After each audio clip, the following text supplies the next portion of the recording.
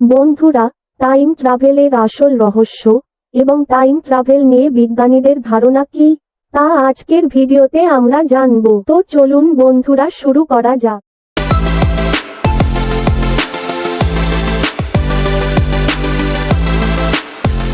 সময় ভ্রমণ আক্ষরিক অর্থে সময় অক্ষ বরাবর সঞ্চারণ। ন্যূনতম চতুর্মাত্রিক যেমন দৈর্ঘ্য, প্রস্থ, উচ্চতা এবং সময়। এই ব্রহ্মাণ্ডে দৈর্ঘ্য, প্রস্থ এবং উচ্চতা বরাবর স্থান পরিবর্তনের অনুরূপ এক ধারণা হল এই সময় অক্ষ বরাবর সঞ্চরণ বা কালমাত্রিক সরণ, টেম্পোরাল ডিসপ্লেসমেন্ট। সময় ভ্রমণের ভাবনা বহুকাল থেকেই পৃথিবীর সাহিত্য, দর্শন এবং বিজ্ঞানকে প্রভাবিত করে চলেছে। ভাবনার প্রথম পর্যায়ে সময় ভ্রমণের ধারণাটি ছিল অনেকাংশে বিজ্ঞান বিবর্জিত এবং কল্পনাময়। পরবর্তী সময়ে 20 শতকের প্রথমার্ধে আপেক্ষিকতা তত্ত্ব এবং কোয়ান্টাম বলবিজ্ঞানের আবিষ্কার এই সম্পর্কে আমাদের দৃষ্টিভঙ্গিকে ক্রমশ যুক্তি নির্ভর করে তুলেছে। সময় ভ্রমণের ধারণার ইতিবৃত্ত। সময় ভ্রমণের আদিমতর কল্পনাপ্রসূত বিবরণগুলো আমরা পাই প্রাচীন মহাকাব্য কিংবা গল্প উপকথায়, যেমন খ্রিস্টপূর্ব 4th শতকে রচিত মহাভারতে রাজা কাকুদ্মির কাহিনীতে রাজা এবং তার কন্যা রেবতীর সময়যাত্রার কাল্পনিক বিবরণ পেয়ে থাকি। খ্রিস্টীয় 8ম শতাব্দীর জাপানের লোককথার এক চরিত্র উরাশিমাকো বা উরাশিমা তারোর সময় ভ্রমণের গল্প যথেষ্ট জনপ্রিয়। তুলনামূলক আধুনিকতর অনেক গল্প উপন্যাসেরও কেন্দ্রীয় বিষয়বস্তু হয়ে উঠেছে এই সময় যাত্রার ধারণা। 1733 খ্রিস্টাব্দে লেখা আইরিশ লেখক স্যামুয়েল ম্যাডেনের মেমোরিজ অব 20th সেঞ্চুরিতে সময় ভ্রমণের হালকা আভাস পাওয়া যায়। ফরাসি লেখক লুই সেবাস্তিয়ান মার্শিয়ারের এল অ্যান্ড 2440 রেভিসিয়েন ফুড জমাইজ উপন্যাসে আমরা পাই প্যারিসের এক অজ্ঞাত পরিচয় ব্যক্তির সময় ভ্রমণের বৃত্তান্ত। 1770 সালে লেখা এই উপন্যাসটি তুঙ্গস্পর্শী জনপ্রিয়তা লাভ করেছিল। আমেরিকার স্বাধীনতা সংগ্রামের প্রেক্ষাপটে 1819 খ্রিস্টাব্দে রচিত মার্কিন লেখক ওয়াশিংটন আরভিনের রিপ ভান উইঙ্কল ছোট গল্পটিও সময় ভ্রমণের একটি সুন্দর কাল্পনিক আখ্যান। রুশ সাহিত্যিক আলেকজান্ডার ফর্মিচ ভেল্টম্যান 1836-এ রচনা করেন। প্রেতকি কালিমেরোসাহ আলেকজান্ডার ফিলিপোভিচ ম্যাকেডনস্কি। গল্পে গল্পকথক পক্ষীরাজের ঘোড়ায় প্রাচীন গ্রিস ভ্রমণ এবং সম্রাট আলেকজান্ডারের সঙ্গে সমুদ্রযাত্রার অনুষঙ্গে রুশ সাহিত্যে সম্ভবত সর্বপ্রথম সময় ভ্রমণের প্রসঙ্গ তুলে এনেছেন। 1861 সালে লেখা ফরাসি উদ্ভিদবিদ এবং ভূতত্ত্ববিদ পিয়ের বৈটার্ডের প্যারিস অ্যাভোলেসোম্ব রচনাটিতে কাহিনীর মূল চরিত্রের প্রাগৈতিহাসিক প্যারিস নগর ভ্রমণের এক সুন্দর বর্ণনা ফুটে উঠেছে।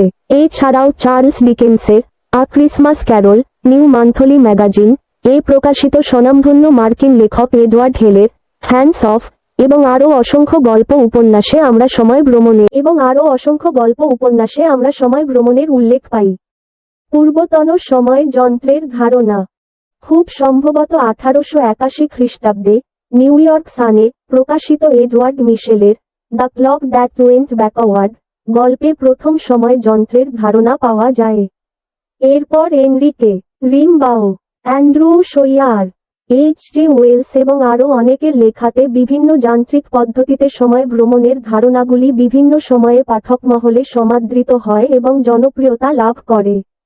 আপেক্ষিকতা তত্ত্বে সময় ভ্রমণ। অ্যালবার্ট আইনস্টাইনের বিশেষ আপেক্ষিকতা এবং সাধারণ আপেক্ষিকতা তত্ত্বের সাহায্য নিয়ে প্রমাণ করা যায় যে সময় ভ্রমণ সম্ভব। যেমন অস্ট্রিয়ার প্রখ্যাত গণিতজ্ঞ কুর্ট গডেল অঙ্ক কষে দেখিয়েছিলেন। সাধারণ আপেক্ষিকতা তত্ত্ব অনুসারে বিশেষ কিছু শর্তে এই ব্রহ্মাণ্ডে আবদ্ধ সময়সন্নিভ রেখার ক্লোজ টাইম লাইক কার্ভ অস্তিত্ব থাকা সম্ভব, যা সময় ভ্রমণের সম্ভাবনার ইঙ্গিত বহন করে। যদিও আবদ্ধ সময়সন্নিভ রেখার বাস্তবিক অস্তিত্ব নিয়ে কখনোই নিঃসংশয় হওয়া যায় না, সাধারণ আপেক্ষিকতা তত্ত্ব স্বীকৃত কীটগহ্বর ক্ষুদ্র বিবর এর মাধ্যমেও সময় ভ্রমণ সম্ভব। কীটগহ্বর মূলত একটি তাত্ত্বিক ধারণা হলেও স্টিফেন হকিং, কিপ থর্ন প্রমুখদের মতে বাস্তবেও সুস্থিত কীটগহ্বরের অস্তিত্ব থাকার সম্ভাবনা রয়েছে, যদিও এখনও পর্যন্ত প্রাকৃতিক উপায়ে তৈরি কোন কীটগহ্বরের সন্ধান পাওয়া যায়নি। 1974 সালে ফ্রাঙ্ক টিপলার তাত্ত্বিকভাবে প্রমাণ করেন নিজের অক্ষের চারিদিকে দ্রুত ঘূর্ণায়মান এক অসীম দৈর্ঘ্যের চোঙ আদতে একটি সময় যন্ত্র এবং এর সাহায্যে সময় ভ্রমণ সম্ভব।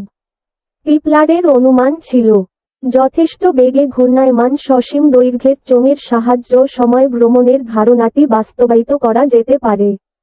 পরবর্তী সময়ে হকিং অবশ্য প্রমাণ করেন কখনোই কোন সসীম দৈর্ঘ্য, প্রস্থ এবং উচ্চতা বিশিষ্ট সময় যন্ত্র নির্মাণ করা সম্ভব নয়।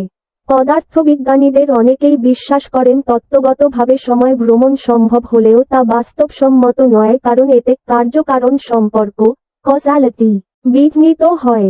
বিভিন্ন সময়ে বিভিন্ন বিজ্ঞানী সময় ভ্রমণের সম্ভাবনাশূন্যতার ব্যাখ্যা দিতে গিয়ে বহু কূটাভাসের প্যারাডক্স অবতারণা করেছেন। এই প্রসঙ্গে হকিংয়ের উন্মাদ বিজ্ঞানীর কূটাভাস টি ম্যাড সায়েন্টিস্ট প্যারাডক্স বিশেষভাবে স্মরণযোগ্য।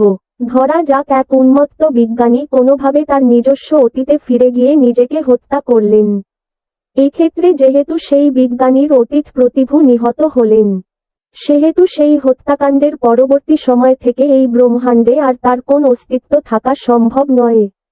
সেক্ষেত্রে সঙ্গত কারণেই প্রশ্ন ওঠে যে, তাহলে সেই বিজ্ঞানীর হত্যাকারী কে? সময় ভ্রমণের সম্ভাবনার কথা স্বীকার করে নিলে আমাদের এমন আরও বহু কূটাভাসের সম্মুখীন হতে হয়। যদিও রাশিয়ার পদার্থবিদ নোভিকভের মতে, পদার্থবিদ্যায় যদি বহু বিশ্বের মেনি ওয়ার্ল্ডস ইন্টারপ্রিটেশন অস্তিত্ব স্বীকার করে নেওয়া হয়, তাহলে সময় ভ্রমণ সংক্রান্ত এই কূটাভাসগুলির উত্তর দেওয়া সম্ভব হবে। মহাকর্ষের আংশিক কোয়ান্টাম তত্ত্ব সেমি ক্লাসিক্যাল গ্র্যাভিটি থেকে দেখানো যায় যে সাধারণ আপেক্ষিকতা তত্ত্ব অনুযায়ী যে বিশেষ বিশেষ ক্ষেত্রে সময় ভ্রমণ সম্ভব, সেই ক্ষেত্রগুলি পদার্থবিদ্যার কোয়ান্টাম তত্ত্ব দ্বারা স্বীকৃত নয়। এ থেকেই হকিং অনুমান করেছিলেন হয়তো প্রাকৃতিক নিয়মবিধিই আমাদের সময় ভ্রমণের আর্জি মঞ্জুর করে না। যদিও আংশিক কোয়ান্টাম তত্ত্বের এই ধারণা যে মহাকর্ষের সামগ্রিক কোয়ান্টাম তত্ত্বের ক্ষেত্রেও প্রযোজ্য, এ কথা জোর দিয়ে বলা যায় না।